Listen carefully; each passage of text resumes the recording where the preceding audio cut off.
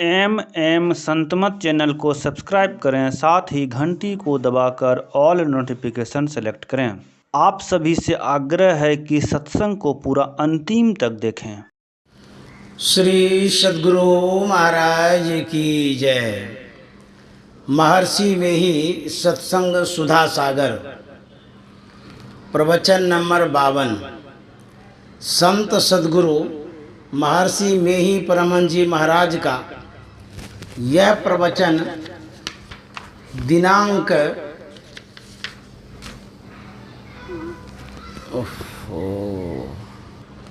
श्री सद्गुरु महाराज की जय। महर्षि में ही सत्संग सुधा सागर, प्रवचन नंबर 52। संत सद्गुरु महर्षि में ही परमहंस जी महाराज का यह प्रवचन बिहार राज्य के सहरसा जिला अंतर्गत ग्राम तुलापट्टी में दिनांक 3 अप्रैल 1953 ईस्वी को सत्संग में हुआ था। मनुष्य अपने स्वरूप को जाने। धर्मानुरागिनी प्यारी जनता, संसार के जितने प्राणधारी हैं सबको अपना सुख बहुत पसंद है। अपने सुख को छोड़कर कोई भी आनंदित नहीं होता। सुख के लिए सभी कोशिश करते हैं, इसके लिए सभी परिश्रम करते हैं। सुख पहचानना चाहिए। बच्चे खेल कूद में सुख समझते हैं, कुछ दिनों के बाद वे खेल कूद को छोड़ देते हैं।